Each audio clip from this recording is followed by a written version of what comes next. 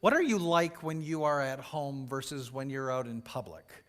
I don't know about you, but I know that it's very easy that when I am at home that I can let my guard down, that I can feel like I'm at ease and I can relax and I can rest. But when I'm out in public, I feel maybe a little bit more intentional about my emotions. I'm careful about how I'm expressing myself. I'm mindful that I need to be on some good behavior. We teach our children that and we expect that. But suddenly when we get home, we can find ourselves to be just letting loose. And maybe we're a little bit more impatient. We're a little quicker to be angry. We're a little bit more selfish. What we are at home is often what we really are like, but even more than what we're like when we're at home is what we're like when we have pain. When we have physical pain, we often are spending a lot of our energy trying to maintain our own composure. We're trying to maintain our own sense of being held together.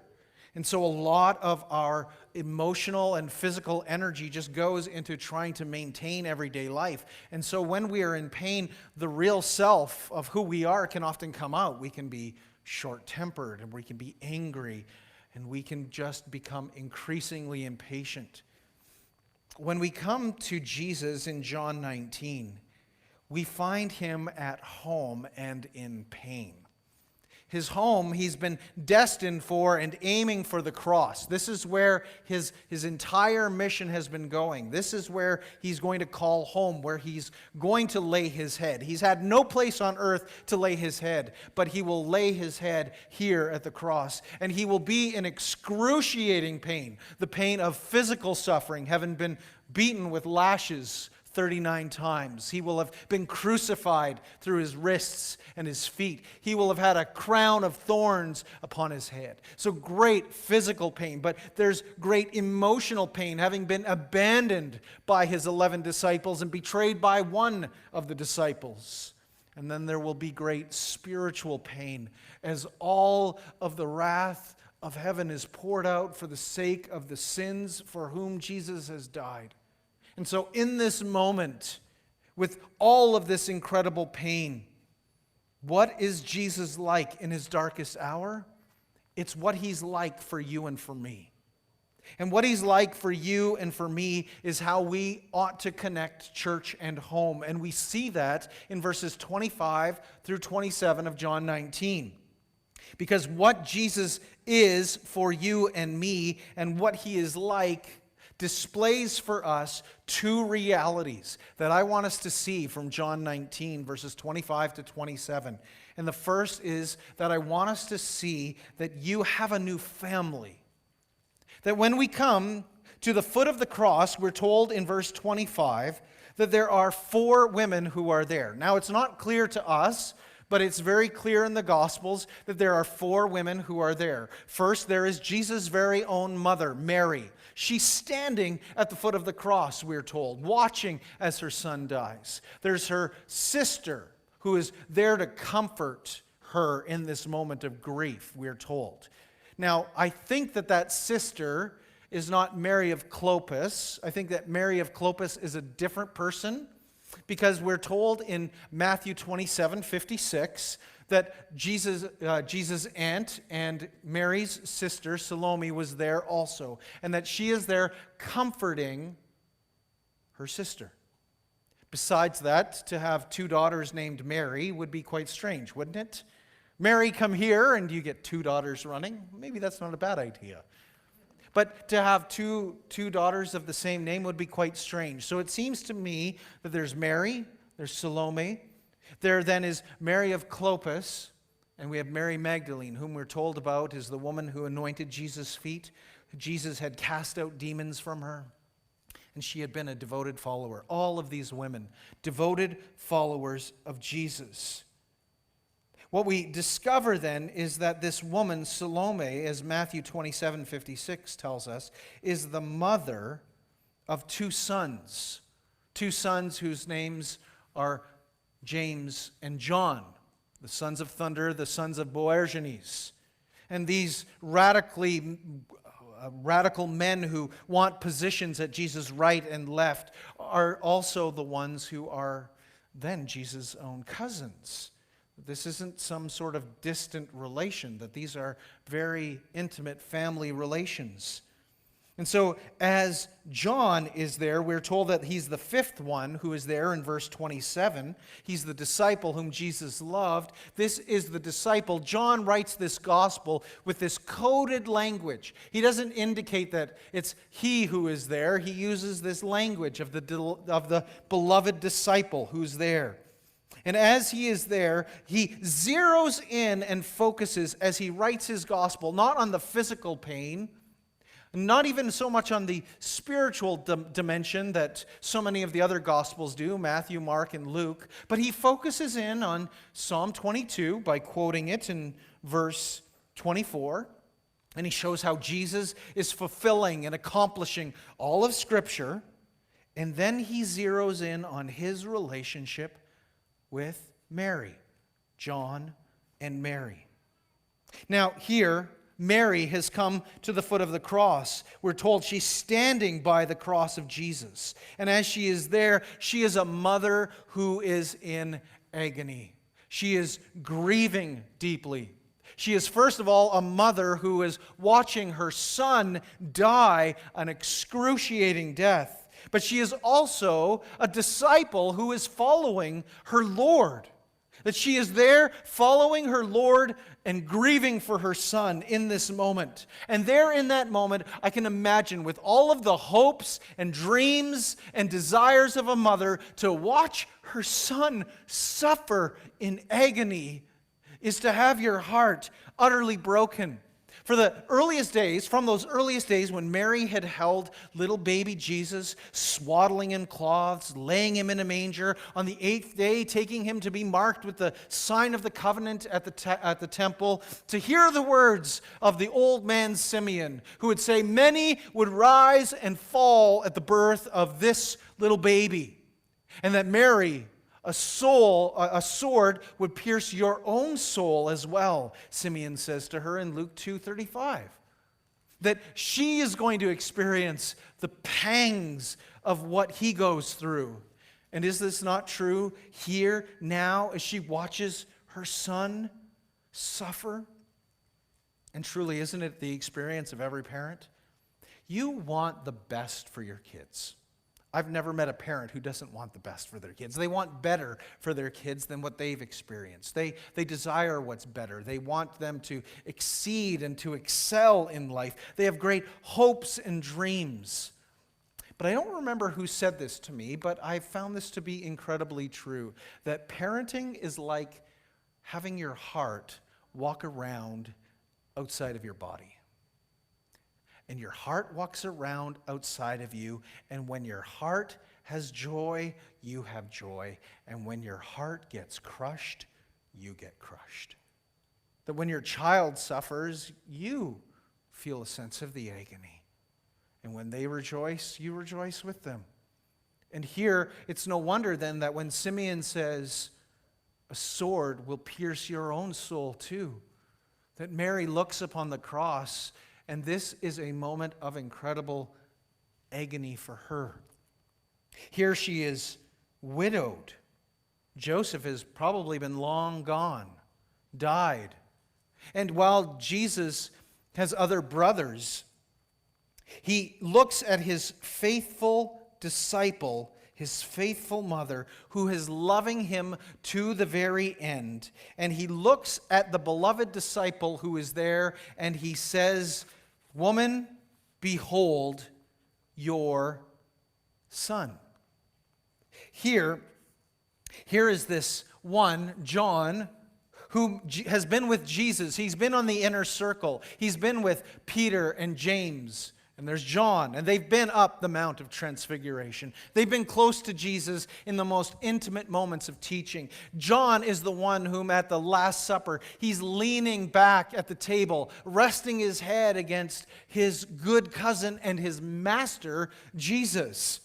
And as he is there, he is with his mother and his aunt, and they are watching their cousin, their son, their nephew die But ultimately, it is not a cousin or a son or a nephew, but it is their master and their Lord.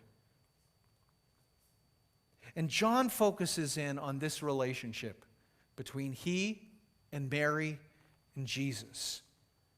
And what happens? What happens is what always happens at the cross. We need to remember that the cross is always about what Jesus first and foremost does for us, not what we do for Jesus. The cross is the place where Jesus is accomplishing things for you and for me. It's not what we're accomplishing for him. He's not a helpless victim. It is not as though he is out of control. That the language here that is used, even in chapter 19, verse 30, when it says, it is finished, it's this language of, it's accomplished. Jesus is in total control of this situation, even with his last breath, even as he is dying and about to give up his spirit. The cross is what he is doing for us. And what's he like in this moment when he's in control, he's at home, he's about to rest his head, when he is in full pain? What is he like when he is squeezed and pressed and crushed? What comes out of him? There's not one drop of anger or bitterness or resentment, but only love for others.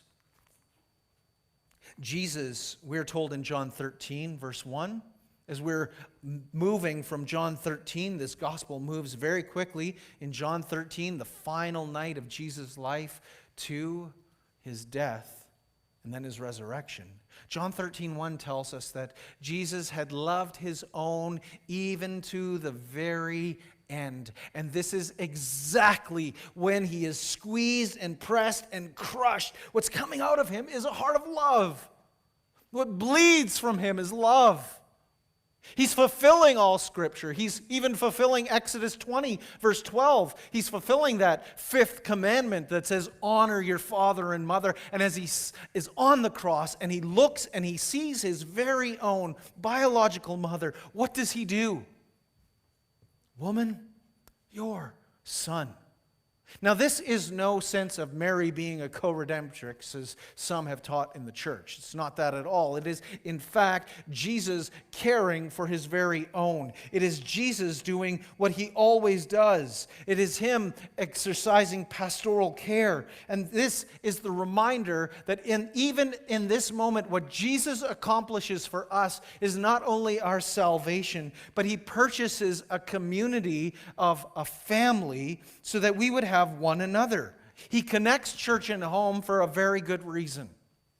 Why is that? Well, this is good news, because if I was left to my own parenting devices, it would be very concerning. I would not have a whole lot of hope and encouragement. One of the great blessings in Jesus connecting the church and home is that he's purchasing for you and me our salvation, and he's purchasing for us a family. And they are not disconnected. That to have salvation is to belong to a new family. And to belong to a new family is good news in a world full of broken homes. It's good news when you don't have a father, or your mother has passed away, or your parents have split, or you've been in a relationship that is broken and painful, because even if you come from a good home, you still have your own inadequacies as a child, your own inadequacies as a parent. And what you need are people around you who are living out and obeying Scripture that give light to you. This is why in Scripture the older are to teach the younger, older men to younger men, older women to younger women. We need one another because this is part of what Christ has purchased for us. He's purchased us together. Because then, in my inadequacies, what I find is that there are people who are helping me, who are encouraging me, who are models for me, whom I can be a model to. And by this, we get a more full picture as the community, as the family of God, as to what Jesus is like. I'm insufficient in and of myself to display all of the glory of Jesus, but together, the manifold glory of Jesus can be on display because he's purchased you and me as a family. And that means that you can come from whatever kind of home. And when you're put into the family of God, the display of a family is here. That's what's happening when we gather together. That's what happens when we interact, is that we're learning how to love and forgive and to work together. But you might say, Andrew, the church doesn't exactly feel like a family to me. Granted, it doesn't. But Jesus doesn't just say, "Woman, behold your son." We're told in verse 27, then he said to the disciple, "Behold your mother." And from that hour, the disciple took her to his own home. So not only are we given first a new family, but the second thing that we're given is a new responsibility. And we hear that in those very words that follow. Here is John. John, look, here is your mother. Now, Jesus is spending great energy as he is on the cross to get every single word out. So we're told in Scripture, in the Gospels, that there are 7 sayings that Jesus has from the Gospel. And these are his last words. And what will Jesus spend his very last breaths on? He'll spend it on his mother and his cousin who are formed into a new community. This is not an accident. It is fulfilling of Scripture. It is pastoral care par excellence. It is displaying what it looks like to be a family of God. It's so important to Jesus that he will spend the very sacred breaths, the last breaths that he has before he says his last word in verse 30. He will spend his second last words upon the new community. And it is into this that Jesus, being squeezed and pressed, cares for others because, as Hebrews 12 verse 2 says, that it was for the joy set before him that he endured the cross, scorning its shame, despising its shame, so that he would accomplish for you and me our joy in him. And to have a community, to have a new family that we belong to is good news. Because now Jesus, in full control, is commanding and modeling care. He's commanding it to John himself, saying, "Behold your mother." And with that, all of the responsibilities that a son should have for his mother. Now, Jesus has brothers who could care for his very own mother, but he commands this apostle, this disciple, this faithful one at the foot of the cross to this task. And the reason he does that is to display to us that there is something bigger than just our families of origin or our families of procreation. That there is the family called the church, our spiritual family. And this is the ground by which all other one another commands are rooted. To love one another, encourage one another, forgive one another, rebuke and correct one another. All of these commands are rooted in this moment where Jesus is commanding this new family to have responsibility for one another. That to have responsibility for one another is what we are called to do. Pastoral care isn't just delegated to an office, it is the responsibility of each one of us. It's why Jesus calls us to be a family, that we look out for one another and that we love one another. Now, church tradition tells us 2 stories. We don't exactly know what is true or not. It's because it's tradition, but there's some consistency. In the first account, John apparently had a home at the foot of Mount Zion, the city of Jerusalem, and there he had taken Mary in to live with her for 11 years until she passed away, and then he fulfilled his apostolic duties. That's one account of church tradition. The other being that John took Mary in and cared for her, and they lived in Ephesus. But in both instances from church tradition, what we know for certain is that John cared for and looked after Mary until her very death. That this is the responsibility that he had received from his Lord, his master, his cousin, and he did it for all the days of his life. Now, we need to be very clear. Our first and foremost sphere of responsibility is our own homes. We need to take care of our homes, our immediate families. We need to provide for them. We need to love them. We need to nourish them and raise them up. The next sphere of influence that we ought to have is for our extended family, that we care for parents who are aging, that we care for those, maybe our grandchildren. But beyond that sphere comes the church. That we dare not neglect the gift of the church. And that as I care for my home and for the family of God, what I discover in the cross of Jesus is that it is not an added burden that Jesus gives to me to care for one another, but it is a joy and a blessing.